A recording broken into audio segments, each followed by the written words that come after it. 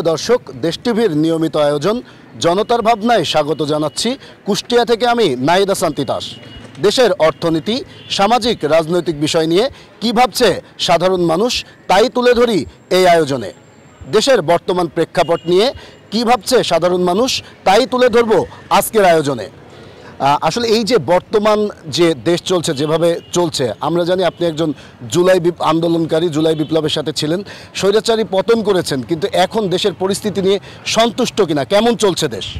আমি আপনাকে ধন্যবাদ জানাই এবং দেশ বিভাগে ধন্যবাদ জানাই। আমি আসলে আপনি যে প্রশ্নটা করলেন, আমি সন্তুষ্ট নই। আমরা একটা আশা, আমরা আকাঙ্ক্ষা নিয়ে একটা সুন্দর বাংলাদেশ গড়ার জন্য আমরা একটা স্বপ্ন দেখেছিলাম। এজন্যই আমরা কিন্তু এই জুলাই আগস্টে জানেন আমরা আন্দোলনে নেমে পড়েছিলাম। সাধারণ মানুষ আমরা কিন্তু এত পরিমাণ নেমে পড়েছিলাম, স্বৈরাচার শেখ হাসিনা কিন্তু পতন হয়েছে। আপনি নিজেও জানেন যে আমি সারা শরীরে গুলিবিদ্ধ, কিন্তু এখন মনে হচ্ছে যে দেশের পরিস্থিতি এমন পর্যায়ে, সেটা আসলে আমি নিজেও বাসা থেকে বেরোতে খুব ভয় পাচ্ছি। এবং পুলিশের যেই আচরণ, সেটা আবার মনে হচ্ছে যে স্বৈরাচার আমলে যে এরকম ছিল তার চেয়েও খারাপ, কারণ পুলিশ কোনো কাজ করছে না। আসলে পুলিশের মধ্যেই কি স্বৈরাচারের পেতারটা আছে, একটা প্রশ্ন। এবং দেশের বাজারের যে পরিস্থিতি, এটা নিয়েও আমি উদ্বেগ। আর একটা বিষয়, আমরা বিএনপিকে দেখছি যে নির্বাচন দ্রুত এবং জামাত সংস্কার চায় এবং ছাত্ররা আপনার খুনি হাসিনার বিচার চাই। কিন্তু আসলে আমাদের সবার কিন্তু লক্ষ্য একটাই ছিল, এক দফা এক দাবি, মানে শেখ হাসিনার পতন। এবং যে আসুক না কে, সরকারের সংস্কার করা দরকার। তা আমার কথা, জাতীয় নির্বাচনটা যদি হয় তাহলে আমরা অবশ্যই সবারই উচিত, যেই যাক না কে সংস্কার করবে এবং খুনি হাসিনার বিচার করবে। নির্বাচনটা আমার কাছে মনে হয় খুব জরুরি। দেখেন আপনারা, স্থানীয় নির্বাচনটাও জরুরি, কারণ পৌরসভায় কোনো মেয়র নাই, আমাদের কমিশনার নাই, আমরা জনগণ কিন্তু পৌরসভায় নিয়মিত আসলে অনেক ভোগান্তির শিকার হচ্ছে। ধন্যবাদ। আমার সাথে আরেকজন আছে, আমি একটু কথা বলতে চাই। বর্তমানে বাজারে দ্রব্যমূল্য কেমন দেখছেন এবং কুষ্টিয়ার আইন শৃঙ্খলা পরিস্থিতি কেমন দেখছেন? আসলে এতে সন্তুষ্ট কিনা আপনি একজন সাধারণ মানুষ হিসেবে? ধন্যবাদ দেশ টিভিকে। আসলেও দ্রব্যমূল্যের বাজার, আমাদের এখানে তো সবজি এখানে স্বাভাবিক বাজার আছে, কিন্তু অন্যান্য যে নিত্য প্রয়োজনীয় হচ্ছে তেল, চাল, এগুলো আসলে মানুষের অসহনীয় পর্যায়ে পৌঁছে গেছে। এগুলো আমাদের কর্তৃপক্ষের মনিটরিং করা খুব দরকার। আর যেটা হচ্ছে আইন শৃঙ্খলা যে অবনতি হয়েছে, এটা চরম পর্যায়ে পৌঁছে গেছে। সাধারণ মানুষ আর স্বাভাবিকভাবে তাদের জীবনযাপন করতে পারছে না, তারা তাদের ঘরে ঘুমাতে পারতেছে না। গত রাত্রেও আমরা দেখেছি আমাদের এখানে, আমাদের পার্শ্ববর্তী একটা ইউনিয়নে অত্যন্ত ভারী অস্ত্র ব্যবহার হয়েছে। তারা প্রকাশ্যে এসে অনর্গল গুলি বর্ষণ করেছে।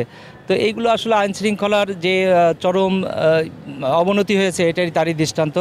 তা আমি একজন সাধারণ মানুষ হিসাবে মনে করি যে বর্তমান সরকারের প্রথমত নজর দেওয়া দরকার দ্রব্যমূল্যের দিকে, এবং দ্বিতীয়ত সর্বোচ্চ নজর দেওয়া দরকার আইন শৃঙ্খলার জন্য। আইন শৃঙ্খলা যদি ভালো থাকে, দ্রব্যমূল্য যদি নিয়ন্ত্রণে থাকে, আমার মনে হয় সাধারণ মানুষ শান্তিতে থাকবে। আর যেগুলো আমার কাছে আরেকটা বর্তমান পরিস্থিতিতে যেটা মনে হয়েছে, সেটা হচ্ছে যে আমাদের এই মানে সব রাজনৈতিক দলের মধ্যে এবং আমাদের সমাজে একটি উগ্র ভাব সৃষ্টি হয়েছে এই পট পরিবর্তন পরে। এইটা থেকে আমাদেরকে আসলেও দূরে সরে আসা দরকার। আমরা একটা সুযোগ পেয়েছি, আমরা একটা বিনয়ী জাতি হিসাবে বিশ্বের কাছে আমাদেরকে উপস্থাপন করতে পারি।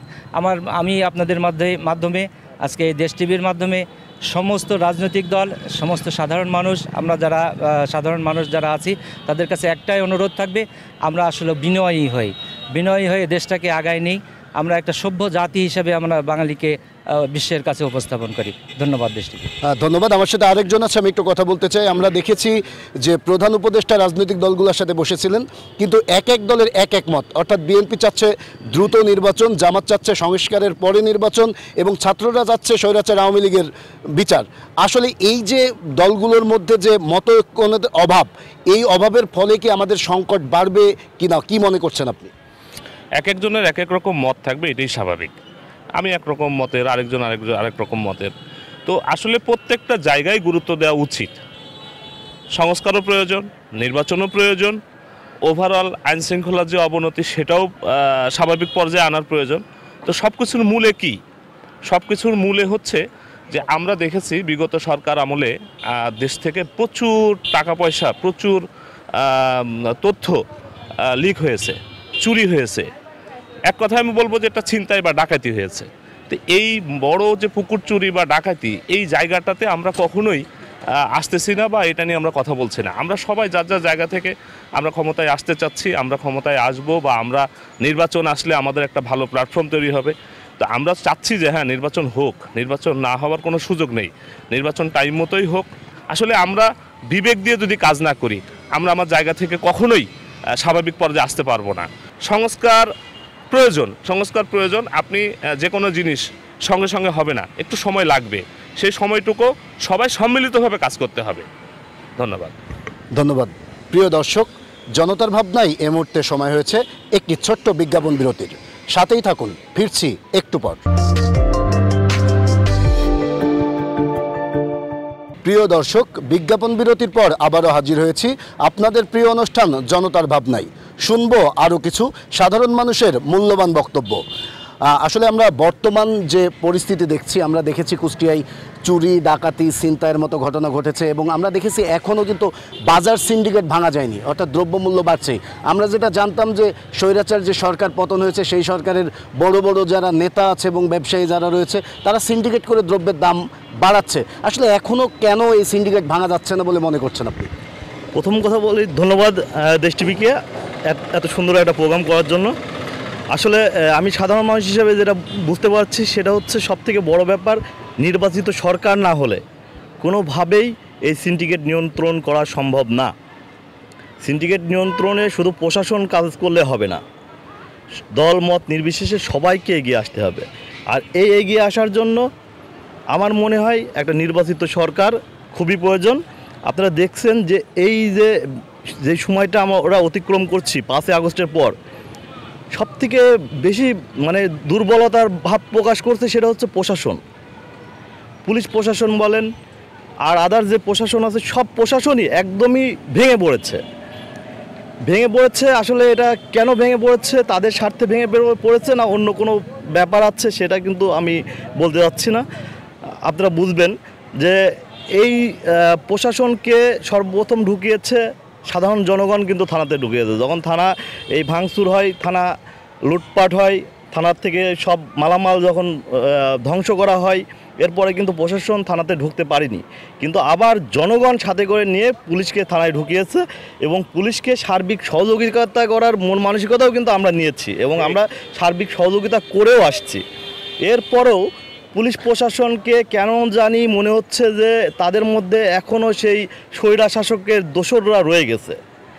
এই কারণেই এই স্বৈরাশাসকের দোসররা রয়ে গেছে, এই কারণেই তারা কিন্তু এই যে বর্তমান যেই আপনার তত্ত্বাবধায়ক সরকার বলেন আর কেয়ারটেকার সরকার বলেন, যেটাই বলেন, যারা রয়েছে তাদেরকে সেভাবে সহযোগিতা তারা করছে না, আমার মনে হয় এটা। আর সবথেকে আরেকটা ব্যাপার দেখবেন যে কুষ্টিয়াতে বর্তমানে আইন শৃঙ্খলার এতটাই অবনতি হয়েছে, এমন কোনো দিন নাই যে সকালে উঠলে আমরা শুনতে পারি না যে এখানে চুরি হয়েছে, ছিনতাই হয়েছে, ডাকাতি হয়েছে, এরকম কোনো বিষয়, মানে এই বিষয়গুলো থাকবেই, এইগুলা থাকবেই। এবং আজকে সকালে ঘুম থেকে উঠেই আমি প্রথম যে ভিডিওটা ফেসবুকে দেখলাম সেটা হচ্ছে কয়াতে একটা বালুঘাটে ভারী অস্ত্র নিয়ে গুলিবর্ষণ চলছে। আসলে এই কেয়ারটেকার সরকার আসার পরে যেই সন্ত্রাসী বাহিনীগুলাও কিন্তু অ্যাক্টিভ হয়ে গেছে। এতটা অস্ত্রের মহড়া এইভাবে কিন্তু আমরা আগে কখনো দেখিনি। আমি আশা করব প্রশাসনের যেই নতজানো যেই ভাবগুলা, সেই ভাবগুলা কাটিয়ে খুব দ্রুত সময়ের মধ্যে যদি স্বাভাবিক পরিস্থিতিতে ফিরতে হয় তাহলে দ্রুত সময়ের মধ্যে নির্বাচন দিতে হবে এবং নির্বাচিত সরকারকে ক্ষমতায় আসতে হবে। আর এই বাজার সিন্ডিকেটের কথা যেটা বলছেন, বাজার সিন্ডিকেট আসলে আওয়ামী লীগের সময়কারই এই সিন্ডিকেট, তারা কিন্তু এখনও রয়ে গেছে। এই সিন্ডিকেট কিন্তু এই ভাঙতে এই কেয়ারটেকার সরকার পারছে না। এই সিন্ডিকেট ভাঙতে হলে নির্বাচিত সরকার ছাড়া কোনোভাবেই সম্ভব না। ধন্যবাদ আপনাকে। ধন্যবাদ। আমার সাথে আরেকজন আছে, আমি একটু কথা বলতে চাই। আসলে আমরা জানি যে নির্বাচনের একটা ডামাডোল চলছে, আসলে সব দলই চাচ্ছে যে নির্বাচন হবে কিছুদিনের মধ্যে, হয়তো আগামী বছর বা এই বছরের শেষের দিকে। কেমন নির্বাচন চাচ্ছেন এবং কেমন রাজনৈতিক দলকে আপনারা চাচ্ছেন এবং জনপ্রতিনিধি চাচ্ছেন? ধন্যবাদ তিতাস আপনাকে এবং দেশ টিভিকে। আসলে নির্বাচনের ডামাডোল যেহেতু বেজেছে, আমরা সবাই চাই যে একটা সুষ্ঠু এবং সুন্দর পরিবেশের মধ্যে এই নির্বাচনটা অনুষ্ঠিত হোক। কেননা এই নির্বাচনের জন্য আমরা জনগণ অনেক পিছিয়ে যাচ্ছি। আমরা একটা সরকারকে উৎখাত করেছি, যে স্বৈরাচার সরকার, যে দেশের জন্য দুর্নীতি এবং দেশের জনগণের উপরে যেভাবে একটা অত্যাচার নিপীড়ন চালিয়ে গিয়েছিল, আমরা সেই সরকারকে হটিয়েছি। কিন্তু এখনও আমরা নির্বাচনমুখী হতে পারছি না হটানোর পরও, কেননা আমাদের অন্তর্বর্তীকালীন সরকার এখন পর্যন্ত আমার যেটা মনে হয় যে তারা এখনও অসহায় হয়ে আছে। কেননা এই আওয়ামী প্রেতাত্মারা এখন পর্যন্ত এই প্রশাসনের মধ্যে সার্বিকভাবে তারা বসবাস করছে, এবং এই সরকার যেন উঠতে না পারে বা এই সরকার যেন নিম্নগামী হয়, সেই জন্য তারা সার্বিকভাবে কাজ করে যাচ্ছে। এবং আমরা দেখতে পাচ্ছি দেশে বেকারত্বের বিষয়টা যেভাবে বেড়ে যাচ্ছে, তাতে চুরি, ছিনতাই, রাহাজানির মতো বিভিন্ন ঘটনা, খুন এবং মাদক ব্যবসায়ীদের প্রকটও দিন দিন বেড়ে যাচ্ছে। তো এই মুহূর্তে যদি একটা সুষ্ঠু নির্বাচন না হয়, তাহলে পরে দেশের জন্য এটা একটা ভয়াবহ পরিস্থিতির দিকে আমরা ধাবিত হচ্ছি। এবং এখান থেকে উত্তরণ করতে হলে পরে অবশ্যই একটি রাজনৈতিক সরকার প্রয়োজন, কেননা কেয়ারটেকার সরকারের পক্ষে সম্ভব না দেশের সমস্ত কিছু নিয়ে কাজ করা, এবং তাকে যেহেতু মানছে না দেশের জনগণ, তারা ঠিকমতো কাজ করতে পারতেছে না। এই জন্য উচিত যে একটি সুন্দর সুষ্ঠু নির্বাচন করা। প্রত্যেকটা রাজনৈতিক দলেরই সুষ্ঠু নির্বাচনী ধারায় ফিরে আসতে হবে এবং সুষ্ঠু চিন্তাভাবনা করতে হবে। দেশকে ভালো করতে হলে, দেশের জনগণকে ভালো করতে হলে নিজের নৈতিকতাকে আগে পরিবর্তন করতে হবে। এই জন্য আমরা সবাই চাই যে বাজার মূল্যটা বেড়ে গেছে, এই সিন্ডিকেটকে আমরা কেন ভাঙতে পারতেছি না? এই জন্যই আমরা ভাঙতে পারতেছি না যে এই সিন্ডিকেটের প্রেতাত্মারা আগে থেকেই এখানে অধিষ্ঠিত, তাদেরকে হটানো এত সহজ নয়। ধন্যবাদ। আসলে আমরা দেখছি ছাত্ররা রাজনৈতিক দল গঠন করছে। আসলে সাধারণ মানুষ হিসেবে ছাত্রদের এই রাজনৈতিক দলকে সমর্থন করছেন কিনা, আর বর্তমানে দেশের সার্বিক পরিস্থিতি কেমন দেখছেন? বর্তমানে যারা ছাত্র রাজনীতি করতে চাচ্ছে বা দল করতে যাচ্ছে, এটা তারা ভাবছে যে এককভাবে নির্বাচন করে তারা কোনো কিছু করে ফেলবে। আসলে আদৌ সম্ভব না, এটা কখনো কোনো অবস্থাতেই সম্ভব না। কারণ বাংলাদেশের ভৌগোলিক রাজনৈতিক কোনো অবস্থান থেকে তাদেরকে এইভাবে এতটা দায়িত্ব দেওয়া হয়নি। দেশ পরিবর্তনের জন্য তারা যেভাবে ঝাঁপিয়ে পড়েছিল, গোটা দেশবাসীভাবেই ঝাঁপিয়ে পড়েছিল।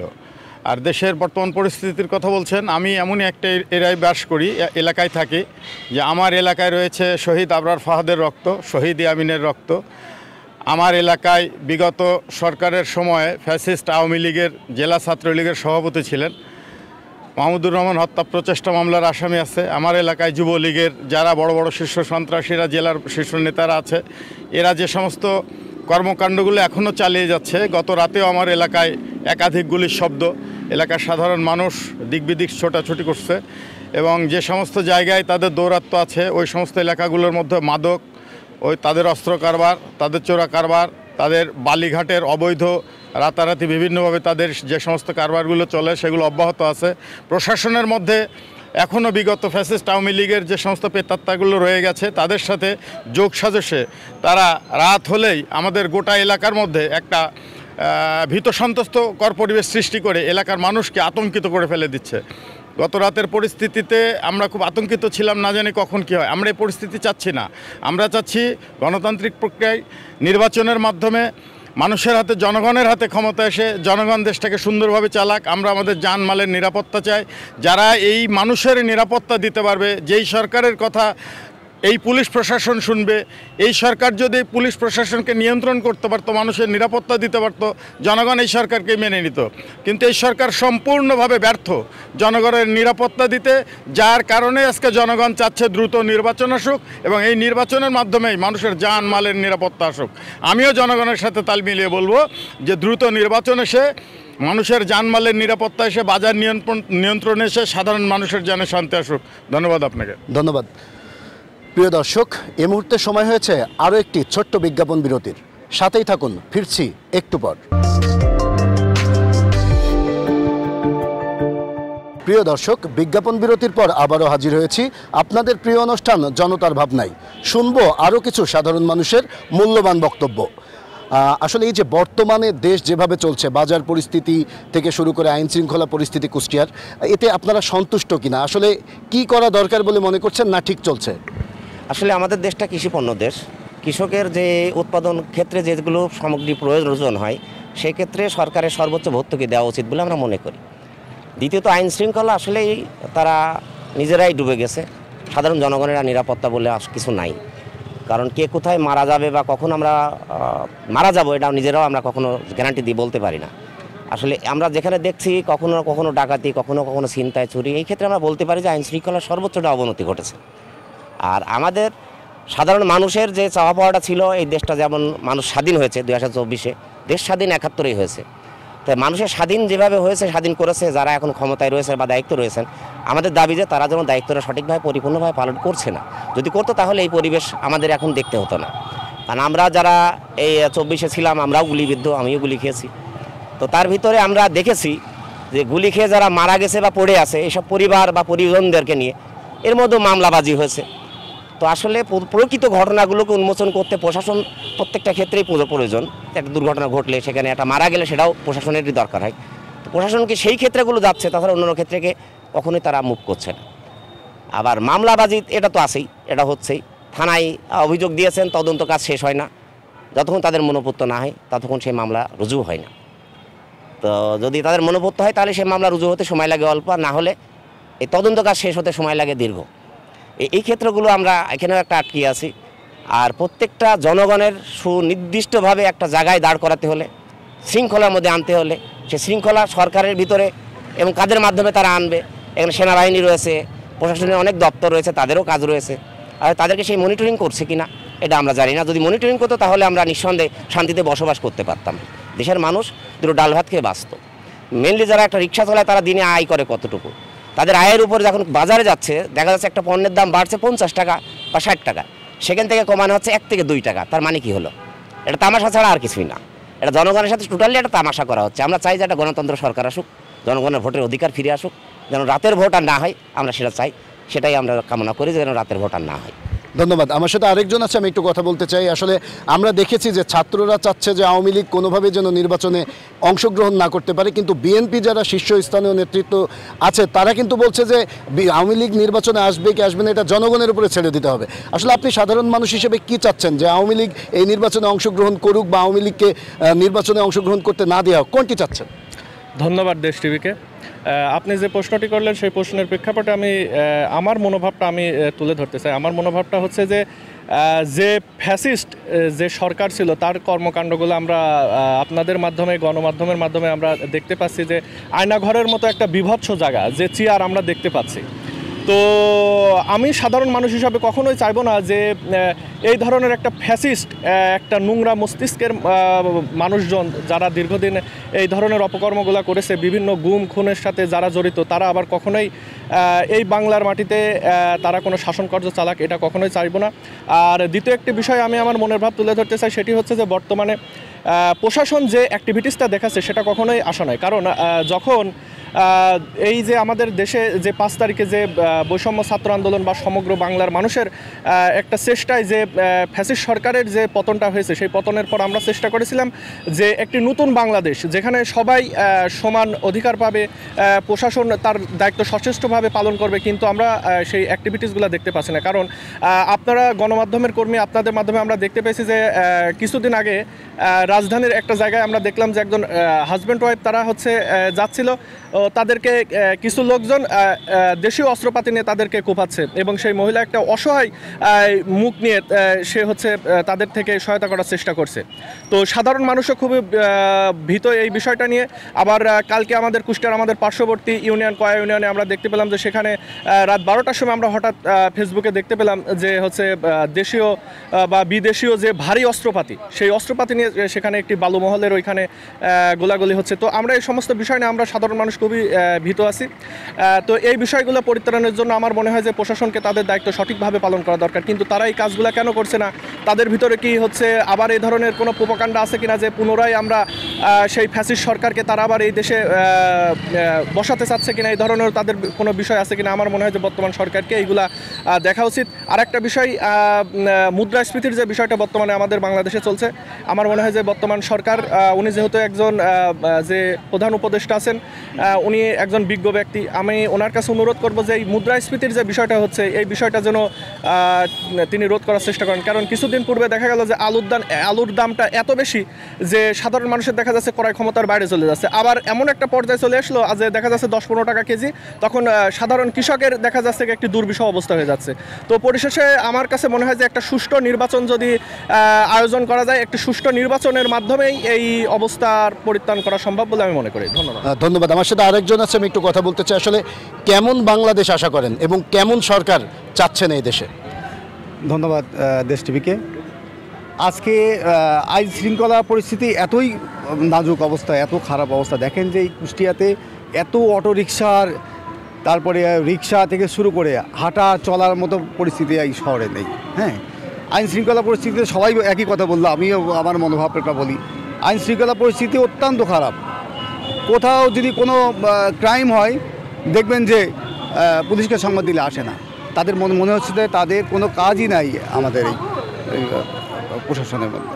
দ্রব্যমূল্য কথা বলবো, দ্রব্যমূল্য এই বাজারে আপনি যাচ্ছেন যে বেগুনের দাম 60 টাকা বা 20 টাকা, আবার একটু আগিয়ে যান দেখবেন যে 10 টাকা বেশি বা 15 টাকা বেশি। আমরা এই জাতীয় বৈষম্য বা সব জায়গায় বৈষম্য, দেখেন প্রত্যেকটা জায়গায় বৈষম্য। হ্যাঁ, আমরা বৈষম্যহীন দেশ চাই। হ্যাঁ, শান্তি শৃঙ্খলা একটা দেশ চাই, এই আর কি। ধন্যবাদ। প্রিয় দর্শক, এতক্ষণ আমরা শুনছিলাম দেশের অর্থনীতি, সামাজিক ও রাজনৈতিক বিষয় নিয়ে সাধারণ মানুষের মূল্যবান কিছু ভাবনা। আজ এ পর্যন্তই। আগামীতে দেখা হবে অন্য কোনো পর্বে কুষ্টিয়া থেকে। সে পর্যন্ত ভালো থাকুন, সুস্থ থাকুন, দেশ টিভির সাথেই থাকুন।